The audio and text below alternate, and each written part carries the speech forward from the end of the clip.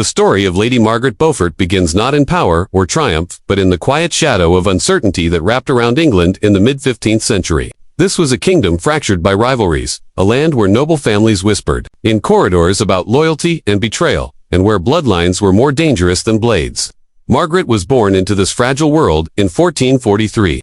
A child who carried in her veins a legacy both precious and perilous. She was the great-granddaughter of John of Gaunt, the powerful Duke of Lancaster and son of King Edward III. This made her bloodline a direct link to the English throne. But in an era of chaos, such heritage was as much a curse as it was a blessing. For those who sought power, Margaret was a key, and for Margaret herself, that key would unlock doors she had never asked to walk through. She was born in Bletsoe Castle in Bedfordshire. Her father, John Beaufort, Duke of Somerset, died when she was only 1 year old, leaving her the sole heir to his fortune and the weight of his title. The loss of a father meant little to a child too young to understand, but it shaped her life. Profoundly, instead of a protector, she had guardians and councils deciding her future. Instead of a family, she had ambitions pressed onto her tiny shoulders.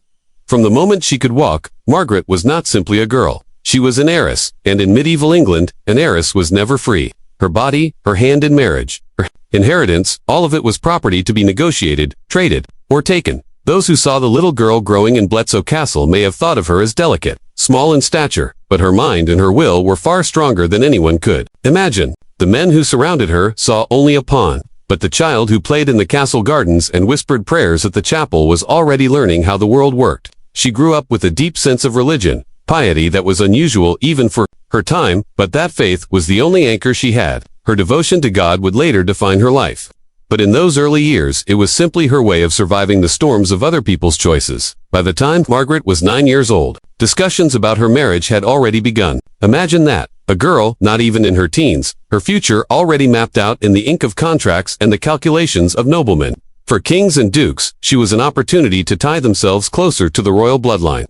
For Margaret, it was the first taste of how little control she would ever have over her destiny. The first marriage contract was made when she was still a child, a union arranged with John de la Pole, the son of the Duke of Suffolk. But as quickly as the plans were laid, they were broken. Politics shifted, alliances changed, and Margaret's fate was rewritten again. She was not consulted, not even informed in a way she could understand. To her, the world must have seemed like a game where she was always the piece being moved, but never the player. The Wars of the Roses were beginning to stir in the background of Margaret's childhood.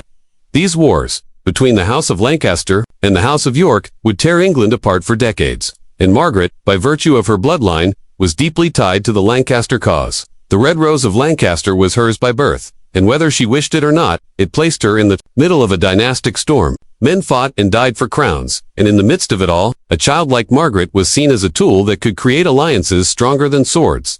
When she turned 12, the decisive move came. Margaret was given in marriage to Edmund Tudor, the half-brother of King Henry VI. Edmund was in his mid-20s, a man with political ambition and royal blood, while Margaret was barely on the threshold of adolescence. For Edmund and those around him, this was a brilliant match. By marrying Margaret, Edmund connected himself directly to the powerful Beaufort line and to the possibility of future kingship through her. For Margaret, it was something far darker. At 12 years old, she left behind the world of childhood. She left behind her home, her comfort, her innocence, and became the wife of a man twice her age. We cannot imagine today what it meant for a child so young to be placed in such a role. But for Margaret, it was not a choice. It was duty forced. Upon her she obeyed because obedience was survival. She prayed because faith was her only refuge. And she endured because she had no alternative. Edmund did not wait long to assert his claim. Within months, Margaret was pregnant. 13 years old, scarcely a teenager, her body still frail and undeveloped. She now bore the weight of carrying a child, and not just any child, but potentially the future King of England. That this pregnancy was more than a personal trial. It was a political gamble. In an age where childbirth claimed the lives of countless women, the risk for Margaret was enormous. For her, the risk was doubled. She was so small, so young, and her body was not prepared for the ordeal ahead. Yet the men around her thought only of the power that might be born from her womb. Edmund himself, however, did not live to see the child's birth. He was captured by Yorkist forces during the war and died of plague in captivity in 1456, leaving Margaret a widow at only 13 years old, alone, heavily pregnant, vulnerable. She faced the greatest danger of her life without even the husband who had put her in that position. It is easy to reduce these details to dates and facts, but pause for a moment and imagine it. A girl, barely in her teens, wearing the heavy gowns of a woman, walking through the cold stone halls of Pembroke Castle, her hands resting on a stomach too large for her small frame. She had no mother to guide her, no father to protect her, no husband to comfort her. All she had was her faith, her prayers whispered into the night, begging for strength, for deliverance, for survival. Around her, servants and midwives may have offered care, but they too knew the danger. Everyone knew the risk of a child bride giving birth. Some must have feared she would not live to see another sunrise. The winter of 1457 came with biting winds. On a cold January night, Margaret went into labor. She was 13 years old, a widow, a child herself, and the life inside her was struggling to enter a world of war and uncertainty. The pain must have been unbearable. Accounts tell us that Margaret was so small that the labor was long and agonizing. The midwives feared for her life, and indeed, she came close to death. But out of that night of suffering, a child was born. He was small, fragile, his cries thin against the stone walls, but he was alive. His name was Henry Tudor. Margaret survived, though barely. The birth left her physically damaged in ways that would haunt her forever. She would never bear another child. At 13, she had given birth to the only son she would ever have, and that son would one day become Henry VII, the first Tudor king of England. But Margaret could not have known that in those moments. All she knew was exhaustion, pain, and the strange weight of holding a baby who was both her child and the focus of an entire kingdom's destiny. For the rest of her life, Margaret looked back on that night as both her greatest trial and her greatest blessing. She adored her son, though she was often separated from him in his youth due to politics and guardianship. But the experience hardened her. It taught her resilience, patience, and above all, an iron will. The girl who had been used as a pawn was beginning to transform into a woman who would play the game herself. And though she would always cloak her ambition in piety and devotion, those who underestimated Margaret Beaufort would live to regret it. Still, in the years immediately after Henry's birth, Margaret was a girl again, in the eyes of many. A girl who had survived a dangerous childbirth but was still a ward, still dependent on guardians, still caught between the ambitions of men who cared less for her than for the power she represented. Her life was not her own, but quietly, within herself, Margaret began to understand something. If her son was to survive, if her family was to thrive, she would have to learn to maneuver through this world of betrayal and blood. She would have to find a way to turn her lack of power into influence, her piety into authority, and her suffering into strength. This was the beginning of Margaret Beaufort's tragic story, but it was also the seed of her greatness. For out of this child bride, widowed at 13, scarred by childbirth, would rise the woman who ensured the survival of the Tudor dynasty and reshaped England's destiny forever. When Margaret Beaufort gave birth to Henry Tudor, she was still only a child herself. The physical toll of the labor never fully left her, and though she had survived, she was permanently changed. Doctors and midwives quietly noted that her body would never again be able to safely carry another child. This single truth made Henry not only her only son, but also the sole hope of her bloodline. For Margaret, every breath Henry took became more precious than her own. She was a widow, a mother, and still only 13. The weight of responsibility that most adults struggled to bear was now pressed onto the shoulders of a girl who should have been playing with dolls or walking in gardens, not navigating the treacherous politics of a kingdom in civil war. The death of Edmund Tudor had left Margaret vulnerable. In the brutal world of 15th century England, a widow with wealth and inheritance was not left unguarded for long. She was quickly remarried, not for her happiness but for her protection. Her new husband was Sir Henry Stafford, a man of respectable birth but little ambition compared to the powerful figures circling her like hawks.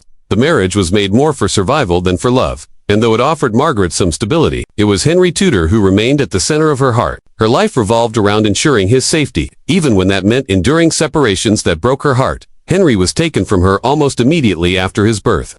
This was common for noble children, especially heirs. Guardianship was a powerful tool, and whichever lord held custody of a child also held leverage over that child's inheritance. For Margaret, this was agony. She could only watch as her baby boy was placed in the care of Jasper Tudor, Edmund's brother, and Henry's. Uncle Jasper was fiercely loyal to the Lancastrian cause and became Henry's protector. Though Margaret was grateful that her son was with family, it did not ease the pain of separation. She longed to hold him, to guide him, to raise him as a mother should. Instead, she was left with prayers and occasional visits, each one a fleeting moment before the tide of politics carried him away again. The Wars of the Roses deepened, turning England into a battlefield of shifting elite. The Red Rose of Lancaster and the White Rose of York clashed in endless cycles of victories and defeats. For Margaret, the war was not just lines on a battlefield, it was a shadow over her son's future. As a descendant of the House of Lancaster, Henry had a claim to the throne, however distant or contested it might have seemed at the time. That claim made him valuable but also dangerously vulnerable. Yorkist rulers would see him as a threat, and Lancastrian leaders would see him as a hope. Margaret understood this with a clarity far beyond her years. She knew that Henry could easily be swallowed up by the ambitions of others, and so she began to shape her life around one purpose: protecting and preserving him. In her early teens, Margaret began to show a strength of character that astonished those around her. She was devout, often spending hours in prayer, but beneath that piety was a sharp mind. She listened carefully, learned quickly, and began to understand the art of survival.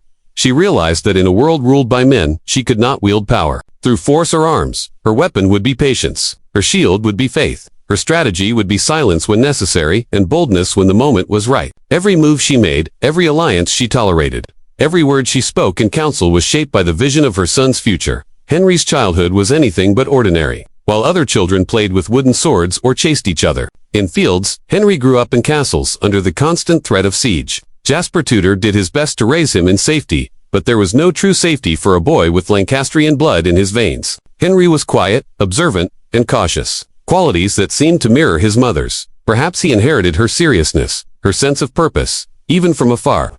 Margaret may not have raised him directly, but the bond between them was unbreakable, forged in the fires of fear and longing. In 1461, when Edward IV of York claimed the throne, the Lancastrian cause seemed crushed. Henry VI, the weak and troubled king of Lancaster, was deposed, and his queen, Margaret of Anjou, fled with their son. For young Henry Tudor, this was a dangerous shift. As Yorkists hunted down Lancastrian loyalists, Henry and his guardians became fugitives. His estates were seized, his titles stripped, and his future clouded with uncertainty. Through it all, Margaret prayed, she fasted, she wrote letters, and she plotted quietly, always seeking ways to safeguard her son's life. She had learned quickly that in a world where kings rose and fell like the tides, survival was victory. Enough, Margaret's marriage to Henry Stafford provided her with some degree of protection during these years. Stafford was careful, cautious in his politics, and he managed to keep Margaret relatively safe, even as the world around them burned. But safety came at a price. Margaret had to tread carefully, balancing her loyalty to her Lancastrian bloodline with the reality of Yorkist dominance. She could not be too open in her defiance, nor could she betray her son's heritage. Every step was delicate, every word chosen with care. She lived in a constant state of tension, her heart divided between her duties as a wife and her devotion. As a mother, there were times when Margaret was allowed brief visits with Henry. These moments were bittersweet, filled with joy and sorrow. She would hold him, study his face, and marvel at how quickly he was growing. She would whisper prayers over him, bless him, and try to pour a mother's love into the short hours they shared. And then, just as quickly, he would be gone again, carried off by the needs of war and the schemes of men. Margaret's longing was endless, but so too was her determination. If she could not raise him herself, she would at least ensure that he survived long enough to claim his destiny. As the years passed, Margaret's reputation grew. She was known as a woman of deep faith, a patron of learning and religion. But those who looked closer began to see something more.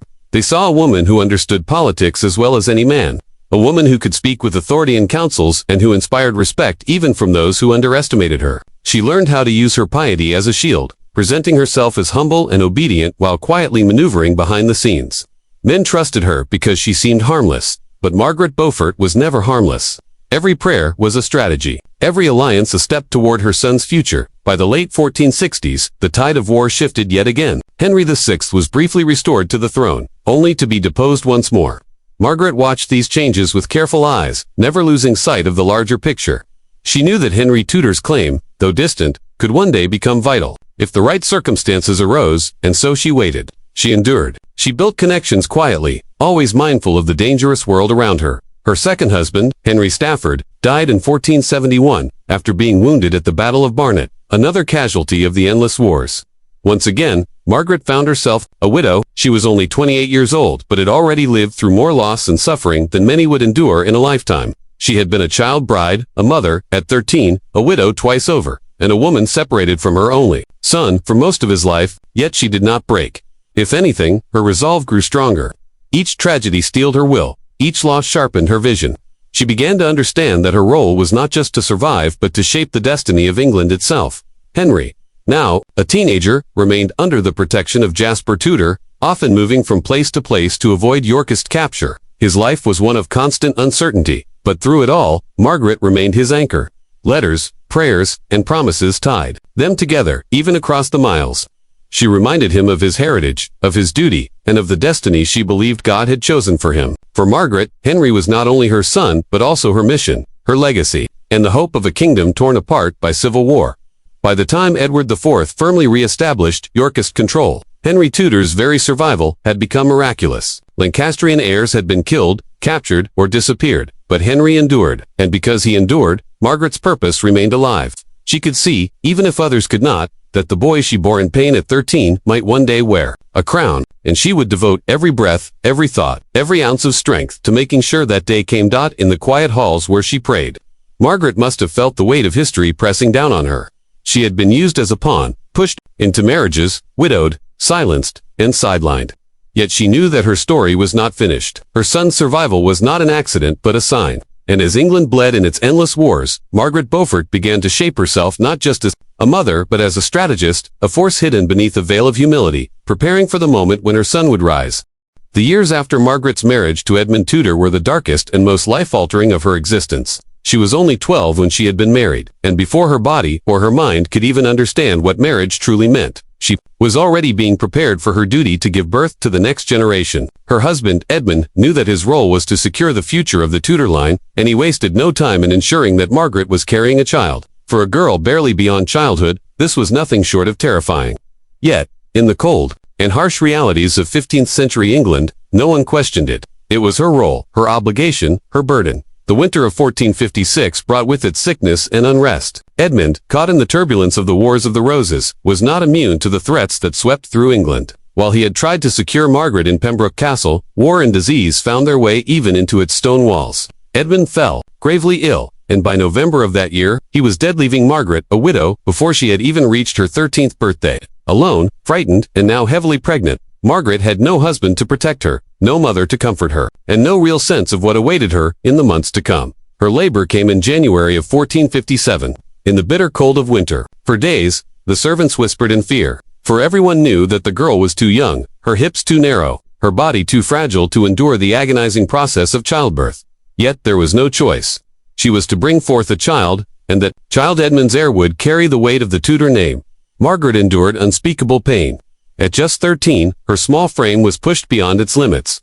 The screams that echoed through the chambers of Pembroke Castle that night would haunt her for the rest of her life. It was a miracle that both she and the infant survived. Her son, Henry Tudor, was born healthy and strong, while Margaret was left scarred, both physically and emotionally. By the ordeal, she would never bear another child. That single night had determined the course of her body's future, and with it, the destiny of England. Despite the trauma, Margaret's eyes fell upon her newborn son with a love she could not fully describe. He was not just her child, but her lifeline. In him, she saw purpose. In him, she saw God's will. She swore to protect him with every breath she had, no matter the cost. But even in those first tender moments, she must have known deep in her heart that her son would never truly be hers.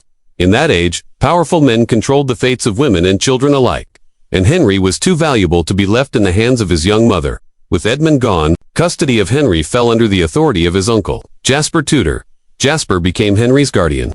And though he cared for the boy with loyalty and love, Margaret felt the sting of separation. She longed to be with her child, but as a widow of 13 with no power, she had little say. Instead, she had to rely on prayer, her faith in God, and the belief that her son was destined for greatness. Margaret's role shifted from wife and mother to she understood that if Henry were to survive in a land torn apart by civil war, she would need to be cunning, patient, and relentless. Her mind, sharp beyond her years, began to work tirelessly in Henry's favor.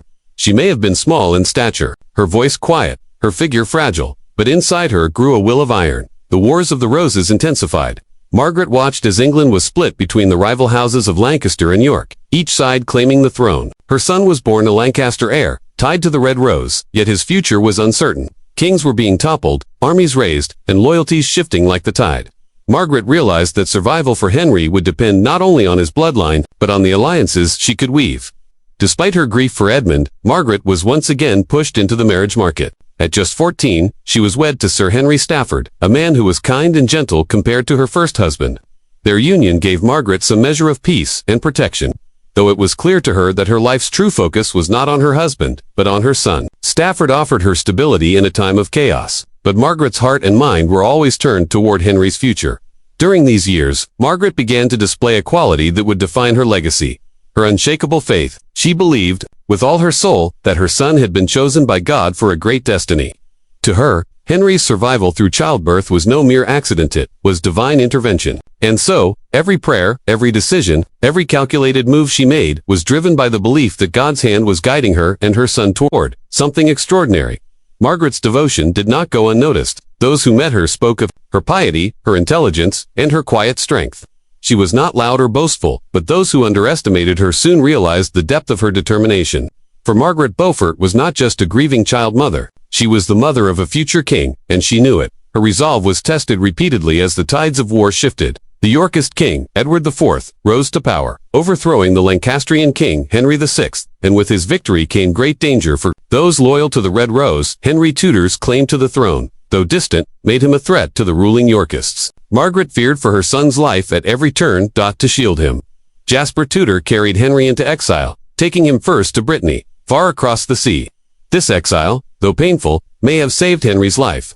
For had he remained in England, he could have easily fallen into Yorkist hands. For Margaret, the separation was agonizing. She was left behind in England, unable to see her son, unable to hold him, forced only to write letters and send prayers across the water. Yet even then, she never wavered. She believed Henry's exile was part of God's plan, a time of waiting until the moment was right for him to claim his destiny. While Henry grew up in foreign lands, learning to navigate courts and win allies, Margaret maneuvered carefully in England. She endured the shifting loyalties of the nobility, the rise and fall of kings, and the uncertainty of survival in a fractured kingdom. Outwardly, she appeared obedient, even aligning herself with Yorkist rulers when it was necessary for her protection. But in her heart, every move she made was calculated toward one goal, securing the throne for her son. Through the years of waiting, Margaret's resilience only deepened. She learned patience like no other. While other women of her age would have long settled into domestic lives, Margaret was engaged in the dangerous game of politics. She learned when to speak and when to remain silent, when to lie and when to lie and when to betray, when to act and when to wait. Each decision was made with Henry in mind. And always, there was the image of that fragile newborn child in her arms, the one she had nearly died bringing into the world. That image never left her. Every hardship, every compromise, every alliance was born of a mother's love. Margaret may have been forced to give birth at 13, but what the world did not anticipate was that they had created not just a mother, but a warrior of a different kind, one who fought not with swords, but with faith, intellect, and unrelenting devotion. By the late 1470s, Margaret was no longer the fragile girl who had once wept in Pembroke Castle. She had become a woman of steel, though cloaked in modesty and prayer. Her son, still far away in exile, had grown into a man, but he remained her life's mission. She dreamed of the day he would return, of the day God's promise would be fulfilled. And though she did not yet know it, the storm of destiny was drawing nearer, preparing to bring Henry Tudor back to the shores of England, back into the heart of the conflict that would decide the crown. The years that followed were not peaceful for Margaret, though they did bring her a kind of strength. She had lived through widowhood, childbirth, remarriage, and the constant threat of political upheaval. Her son, Henry, had grown into a boy who carried the hopes of the Lancaster cause, though he was often far away from her, hidden and protected by loyal allies.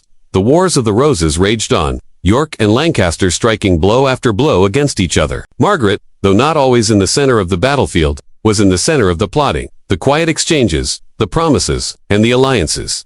Her faith grew deeper with every hardship she faced.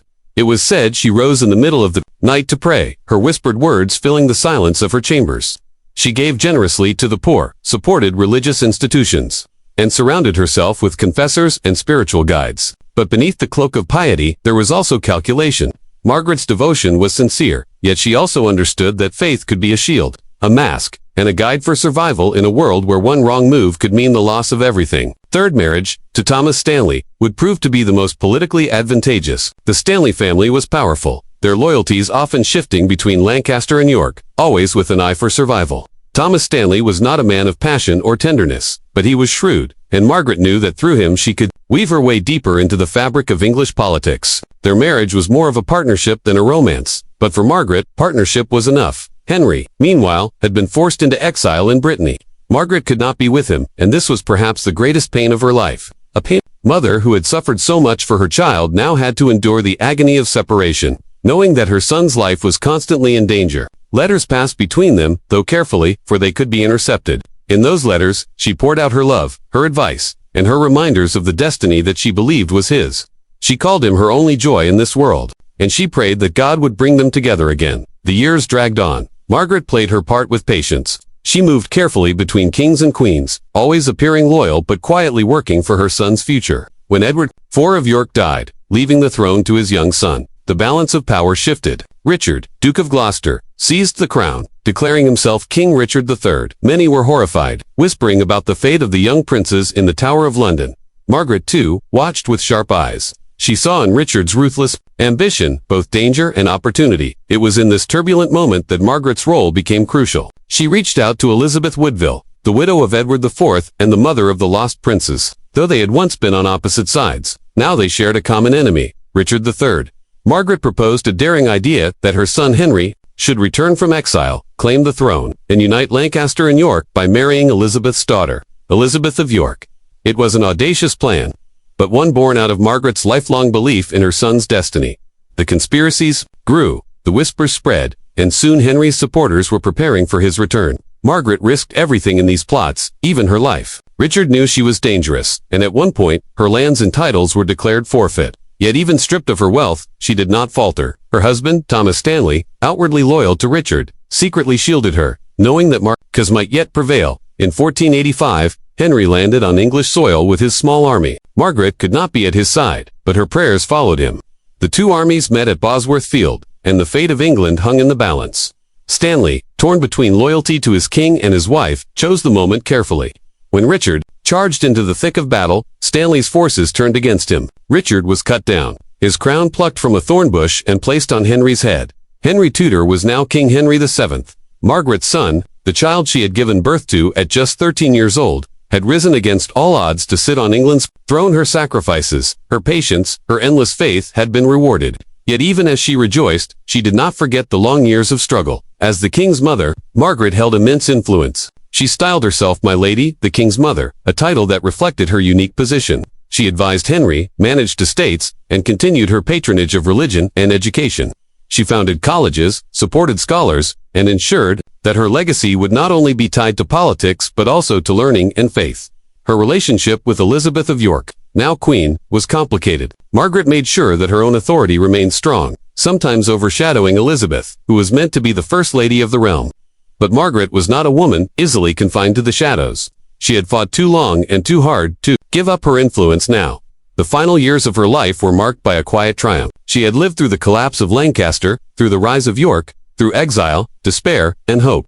She had seen her son crowned and her dynasty secured. When her grandson, Prince Arthur, was born, she held him in her arms, knowing that the Tudor line would continue. In 1509, just 2 months after her son Henry VII died, Margaret herself passed away. She had outlived so many, endured so much, and yet left behind a kingdom transformed. Her grandson, Henry VIII, would inherit the throne she had fought for with such determination. Margaret Beaufort's story is not just the tale of a young girl forced into motherhood before her time, though that alone is tragic enough. It is the story of resilience, of a woman who turned her suffering into strength, who refused to be broken by the world around her. She was a mother, a strategist, a patron, and above all, a survivor. The girl who had once been a frightened child bride, pregnant at 13, had become one of the most powerful women in England. Through her, the Tudor dynasty was born, a dynasty that would shape the nation's history for generations to come. And even today, when we look back at the blood-soaked wars and the endless struggle for power, her figure stands out, a woman of faith and ambition, whose quiet determination changed the course of history forever.